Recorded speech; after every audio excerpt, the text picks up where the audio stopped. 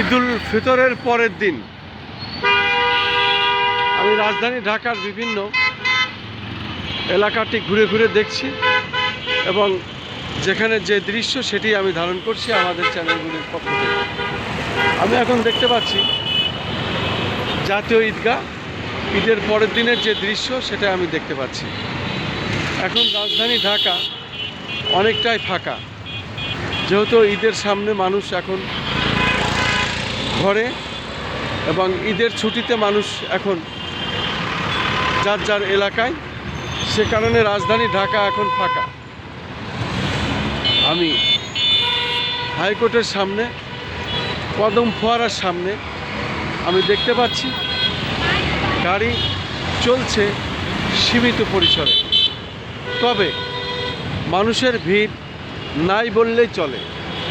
এই ঈদে প্রত্যেকেই ছুটিতে যার যার এলাকায় এবং তারা ঈদের নামাজ শেষ করে, ছুটি শেষ করে আবার রাজধানী ঢাকায় ফিরবেন এবং রাজধানী ঢাকায় যখন ফিরবেন তখন আবার যার যার কর্মস্থলে মানুষ কর্মব্যস্ত থাকবে, তখন আবার রাজধানী ঢাকা আগের মতো সেই জমজমাট, সেই গাড়ির জ্যাম, সেই মানুষের ভিড় তখন দেখা যাবে। তবে এখন রাজধানী ঢাকায় চলাফেরা করে খুব মজা, যেহেতু রাস্তা জ্যাম নাই, গাড়ির কোনো ভিড় নাই, মানুষের কোনো এখানে সেইভাবে কোনো সমস্যা নাই, বিপদ আপদ নাই, সব মিলেই মানুষ চলছে এবং ভালোভাবে চলছে।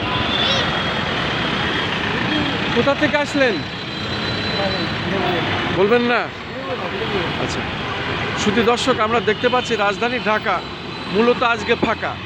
আমরা দেখতে পাচ্ছি প্রত্যেক মানুষই চলাফেরা করছেন স্বাচ্ছন্দ্যে এবং এখানে কোনো রকম কোনো সমস্যা নাই, কোনো অসুবিধা নাই, প্রত্যেকেই চলাফেরা করছেন।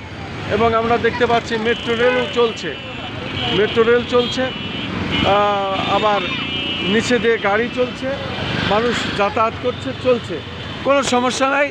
রাস্তাঘাট ফাঁকা, যেহেতু রাজধানী ঢাকা এখন ফাঁকা, ঈদের ছুটিতে প্রত্যেকেই ঘরমুখে।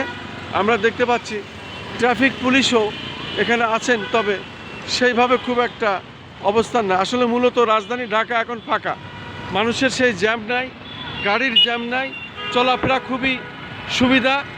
রাজধানী ঢাকা আসলে ঈদের ছুটির পরের আবার বোঝা যাবে। আজকে ঈদের পরের দিন, দ্বিতীয় দিন আমি দেখাচ্ছি। মূলত আজকে রাজধানী ঢাকা অনেকটাই ফাঁকা, তবে প্রশাসনের লোক খুব রাজধানী ঢাকায় তারা অবস্থান নিয়েছে এবং তাদের কাজ তারা দায়িত্ব মতো করে যাচ্ছে, আমরা দেখতে পাচ্ছি। কিন্তু রাজধানী ঢাকা এখন মূলত ফাঁকা, রাজধানী এখন পাতলা, গাড়ি এবং মানুষের চলাফেরা খুবই সীমিত। ঈদের পরের দিন, ঈদুল ফিতরের পরের দিনের দৃশ্যটি আমি দেখাচ্ছি এবং সেটাই আমি ধারণ করছি।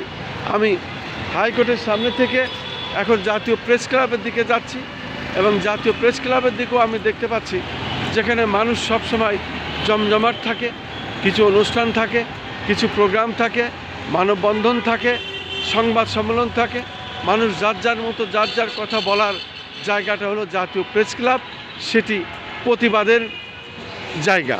মূলত প্রশাসনকে, রাষ্ট্রকে জানান দিবার একটি সহজ উপায় এই জায়গাটি।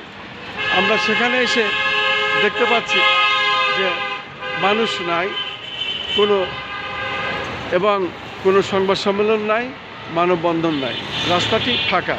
জাতীয় প্রেস ক্লাবের সামনের যে দৃশ্যটি আমি দেখতে পাচ্ছি, শুধু পুলিশের যে ইয়েটা সেটা আমরা দেখতে পাচ্ছি, পুলিশ প্রশাসন আছে, তবে রাজধানী ঢাকার সামনে প্রেস ক্লাব সেটা ফাঁকা, সেখানে কোনো অবস্থান নাই আমি দেখতে পাচ্ছি এবং সেই রাস্তাটি আমি ধারণ করছি এবং সেটাই আমি দেখিয়ে যাচ্ছি।